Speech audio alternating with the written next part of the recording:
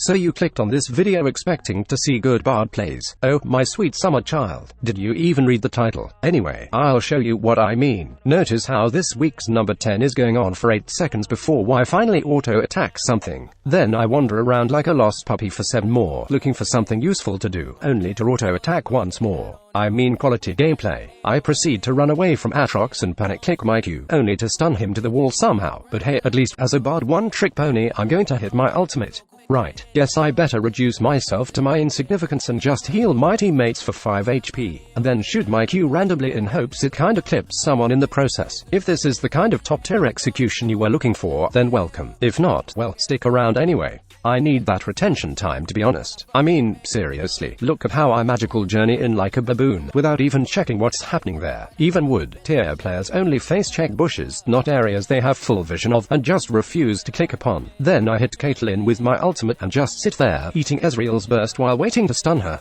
Actual brain damage. Luckily my team is nearby to make it right and finish the job despite me not even having a ward to drop on the bush. If you think you've seen the bottom of humanity's skill, remember that was just play number 9. Part of the recipe to create the illusion of a play is capitalizing on lucky strikes and disguising them as intent. At number 8 we have a prime example of just that. After hitting Ashe with my ultimate, I'd be more than happy to stun her with the help of a minion. However, Morgana decided it would be wise to line herself with my Q just to give me that sweet visual of a double stun that I can upload to YouTube, acting as if it was my intention all along. Morgana, you the real MVP. On other occasions, however, the luck is slightly more subtle, and you can kind of get away with it. First, Ezreal discreetly walks forward to clean my hill, as if he didn't knew me and Raven would punish him hard for that sin. A freebie. Then, I go complete bonobo and completely whiff my ultimate and just walk forward like a bot, baiting my AD carry into eating free damage with me. Not even witnessing Draven drop to 10% HP and the opponent's TP behind us kept me from chasing Caitlyn like a 2-year-old drooling toddler. But once more, luck proves itself more important than skill, and my top laner interrupts the TP, and somehow my tunnel vision nets a kill for Draven, who had to waste his flash to get it. Poor soul. All he wanted was to peacefully farm some creeps and has to deal with this nonsense. At number 6 this week, we have a clear example of what should have been an easy and calm siege on the turret, given how we had a giant wave with us. Psych. Of course your boy is not gonna do anything normally and has to force a fight under the opponent's turret, regardless if that was his team's intention. Lady Luck showed herself once more however, and we managed to successfully accomplish, recklessly, what we could have accomplished without any risks. But since everything turned out fine in the end, I will take all credit for it and say it was my shot calling that brought us success there. At this week's number 5, I start off by ignoring Ahri being chased by Shyvana to clear a ward. Then, once more, I use my E with zero knowledge of what waits for me in the brush just to kill her with one auto. I mean, a true hero right there if I've ever seen one. Not satisfied with ignoring Ahri once, I proceed to do it all once again and let her die to Ezreal before reacting once more. And when I finally find the dexterity to use my mouse buttons to chase him, I fail miserably to take my magical journey into Ezreal, as if this was my very first game of Bard. So yeah guys, keep grinding for 1 million plus mastery, and you too can be this slick. You would think that after literally thousands of ultimate into stun combos, your boy would have that skill down to a T. However, T stands for tragic in my experience, as clearly I can't even get the timing right to stun both my targets, and my Q probably only got Ezreal because he was also charmed by Ahri. But hey, in the end both targets bit the dust, so let's say that was exactly what I meant to do there.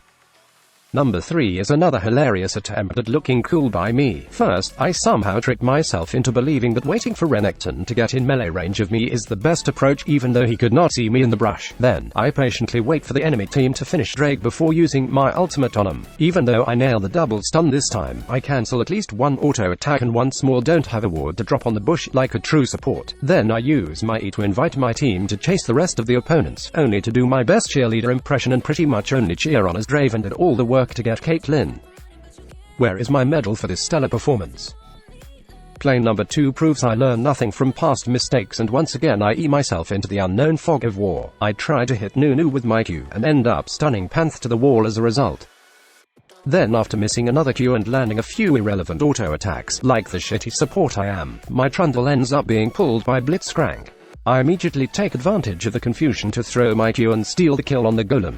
Noticing the opportunity to go for multiple kills, I quickly try to get to Olaf and go for the double steal, but thankfully my team put me in the naughty support corner in time. Wukong was all like, "Nah bruh, I need that sweet black cleaver money. Stop monkeying around."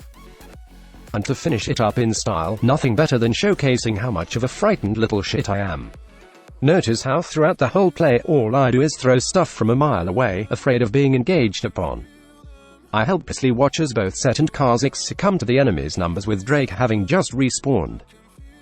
At this stage, the best I can hope for is being enough of a nuisance that by the time the enemy team does kill me, my team somehow is back to fight for Drake.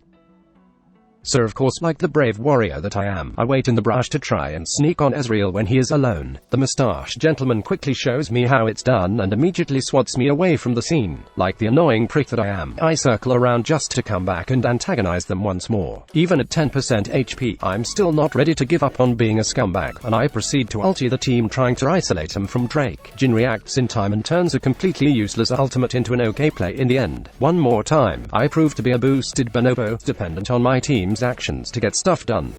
I hope you guys got a few ideas on how not to play Bard. Thank you all so much for watching. Goodbye.